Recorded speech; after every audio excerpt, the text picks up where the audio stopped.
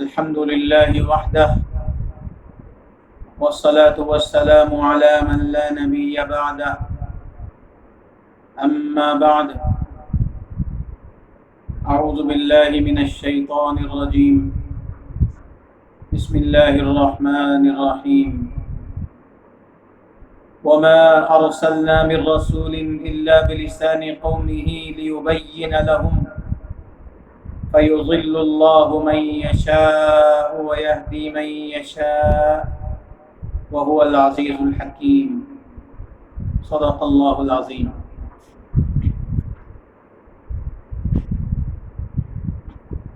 آج 11ویں تراویح ہے، اس میں جو آیات کریمہ تلاوت کی گئی ہیں انہی میں سے ایک آیت کریمہ میں نے آپ حضرات کے سامنے پڑھی ہے۔ اس آیت کریمہ میں اللہ رب العزت نے اس حقیقت کو واضح فرمایا ہے کہ انسانوں کی ہدایت اور رہنمائی کے لیے اللہ رب العزت نے دو طریقے اختیار فرمائے ہیں۔ ایک طریقہ ہے انبیاء اور رسولوں کو بھیجنے کا، اور ایک طریقہ ہے آسمانی کتابیں نازل کرنے کا۔ پہلے دور کے اندر انبیاء علیہ السلام کی جو بعثت ہوتی تھی وہ کل وقتی نہیں ہوا کرتی تھی، بلکہ جز وقتی ہوا کرتی تھی۔ تھوڑی مدت کے لیے ان کو کسی خاص قوم کی طرف یا کسی خاص زبان والے کی طرف یا کسی خاص علاقے والے کی طرف نبی بنا کر کے مبعوث کیا جاتا تھا، اور پھر ایک نبی کے جانے کے بعد دوسرے نبی آ جاتے تھے اور ان کی جگہ لے لیا کرتے تھے۔ یہ سلسلہ چلا ہے، لیکن اس بات کا لحاظ رکھا گیا کہ جس علاقے کے اندر جو نبی بھیجا گیا وہ اس علاقے کی زبان والا ہی تھا، اس علاقے کا رہنے والا ہی تھا۔ ایسا نہیں ہے کہ کسی باہر کے شخص کو، کسی دوسری زبان بولنے والے شخص کو نبی بنا کر کے بھیج دیا گیا، اس لیے کہ اگر نبی کی زبان اور ان کی امت کی زبان الگ الگ ہوگی تو نبی اپنی بات اپنی قوم کو کیسے سمجھا سکیں گے؟ نبی کے لیے اپنی قوم کو بات سمجھانا اسی وقت ممکن ہے کہ جب نبی اور قوم کی زبان ایک ہی ہو۔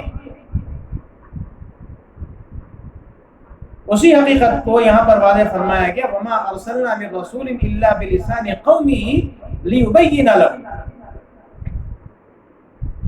کہ ہم نے کوئی رسول نہیں بھیجا ایسا مگر اسی قوم کی زبان والا، تاکہ وہ ان کے سامنے کھول کھول کر کتاب کے اور اللہ کے احکام کو بیان کر سکے۔ تو یہ سلسلہ چلتا رہا، ہر علاقے کے اندر اسی علاقے کے نبی، اسی زبان کو بولنے والے نبی آتے رہے اور جاتے رہے۔ لیکن جب نبی اکرم صلی اللہ علیہ وسلم کی بعثت ہوئی تو آپ کی بعثت کسی خاص علاقے کے لیے، کسی خاص قوم کے لیے، کسی خاص زبان والے کے لیے، کسی خاص وقت کے لیے نہیں ہوئی، بلکہ آپ کی بعثت جو ہے وہ عام ہے۔ ہر زبان بولنے والا، ہر رنگ والا، ہر نسل والا، ہر علاقے والا، قیامت تک آنے والے جتنے بھی انسان ہیں وہ سب کے سب جناب نبی کریم صلی اللہ تعالی علیہ وسلم کی امت میں ہیں۔ اور آپ کی یہ نبوت قیامت تک چلنے والی ہے۔ اس اعتبار سے آپ جو ہیں وہ تمام نبیوں کے مقابلے میں زیادہ روحانی اولاد والے ہوں گے۔ قرآن کریم کے اندر جگہ جگہ حضور اکرم صلی اللہ علیہ وسلم کی بعثت کے عام ہونے کا تذکرہ کیا گیا۔ کہیں فرمایا گیا یا ایھا الناس انی رسول اللہ الیکم جمیعا، یعنی حضور کو حکم دیا گیا کہ آپ لوگوں کو یہ بتلا دیں کہ میں تم تمام انسانوں کی طرف نبی بنا کر کے بھیجا گیا۔ کہیں فرمایا گیا ما کان محمد ابا احد من رجالکم ولکن رسول اللہ وخاتم النبیین۔ جناب نبی کریم صلی اللہ علیہ وسلم کی ایک خصوصیت یہ بھی ہے کہ آپ صرف اپنی امت کے نبی نہیں ہیں بلکہ آپ سارے نبیوں کے نبی ہیں، سارے نبیوں کا امام ہیں۔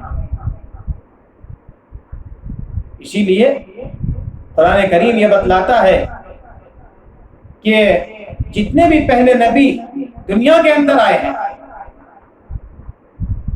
ان تمام نبیوں سے روز ازل میں جب تمام انسانوں سے عہد لیا گیا تھا کہ اللہ کے رب ہونے کا اقرار کریں، وہیں ان نبیوں سے اس بات کا عہد لیا گیا تھا کہ وہ اپنی ذمہ داریوں کو پورا کریں گے۔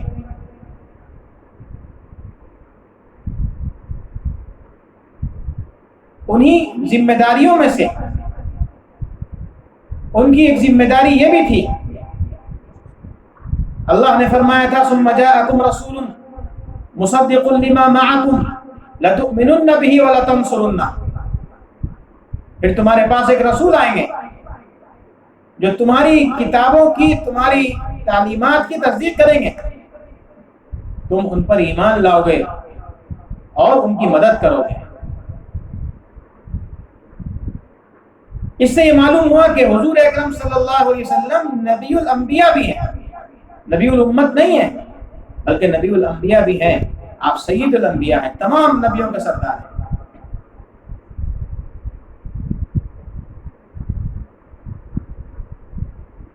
آپ کو جو کتاب دی گئی قرآن کریم، وہ کتاب عربی زبان کے اندر ہے، اس لیے کہ قرآن کا سب سے پہلے جو مخاطب بنے ہیں وہ عرب کے لوگ ہیں۔ حضور اکرم صلی اللہ علیہ وسلم عربی زبان بولنے والے ہیں، اگرچہ آپ کی بعثت عربوں کے لیے بھی ہے، عجمیوں کے لیے بھی ہے، آپ کی بعثت کالوں کے لیے بھی، گوروں کے لیے بھی ہے، سب کے لیے آپ کی بعثت ہے۔ وَمَا أَرْسَلْنَا مِن رَّسُولٍ إِلَّا بِلِسَانِ قَوْمِهِ کا تقاضا یہ تھا کہ قرآن ایسے نازل ہوتا کہ عربی میں بھی آتا اور عربی کے علاوہ دوسری تمام زبانوں کے اندر بھی آتا۔ اللہ کے لیے کوئی مشکل نہیں تھا، اللہ چاہتے تو قرآن کو ایسے ہی نازل کر دیتے کہ ہر علاقے کے لوگ اپنی اپنی زبان کے اندر قرآن کو پڑھ سکیں، لیکن اللہ تعالیٰ نے اس قرآن کو صرف ایک زبان عربی کے اندر نازل فرمایا۔ وجہ اس کی یہ ہے کہ آسمان کی جو سرکاری زبان ہے وہ عربی ہے، جنت کی زبان عربی ہے، جس لوح محفوظ سے قرآن آیا ہے اس لوح محفوظ کی زبان عربی ہے، اور حضور اکرم صلی اللہ علیہ وسلم کی زبان بھی عربی ہے۔ اسی لیے اللہ کے نبی نے ایک موقع پر ارشاد فرمایا تھا احب العرب لثلاث لانی عربی والقرآن عربی وکلام اہل الجنت عربی۔ تم لوگ عرب سے تین وجہوں سے محبت کرو، اس لیے کہ میں عربی ہوں، دوسرے ہے کہ قرآن عربی ہے، اور تیسرے کہ اہل جنت کی زبان جو ہے وہ عربی ہوگی۔ اس لیے اللہ نے اس آخری کتاب کے نزول کے لیے عربی زبان کا انتخاب فرمایا۔ اگر اللہ تعالیٰ قرآن کو ایسا نازل کرتے کہ ہر علاقے کے لوگ اپنی اپنی زبان کے اندر پڑھتے تو قرآن میں تحریف کا راستہ کھل سکتا تھا۔ اس لیے اللہ نے سب کو ایک طریقے پر متحد کرنے کے لیے قرآن کریم کے نزول کے لیے عربی زبان کا انتخاب فرمایا۔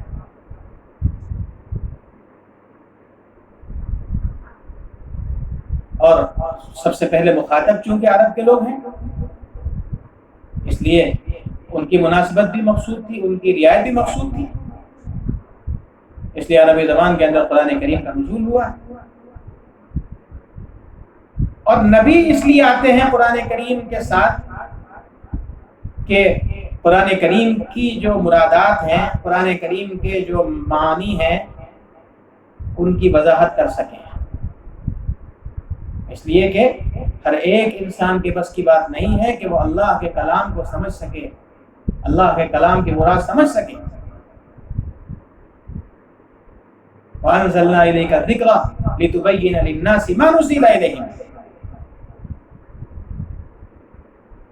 قرآن کریم کے نزول کی ایک وجہ یہ بیان فرمائی کہ ہم نے آپ پر یہ نصیحت کی بات نازل کی تاکہ آپ نازل کی گئی بات لوگوں کو سمجھا سکیں، ان کے سامنے اس کی وضاحت کر سکیں۔ تو یہ دو طریقے چلے، ایک انبیاء علیہ السلام کو بھیجنے کا اور ایک آسمانی کتابوں کے نازل کرنے کا۔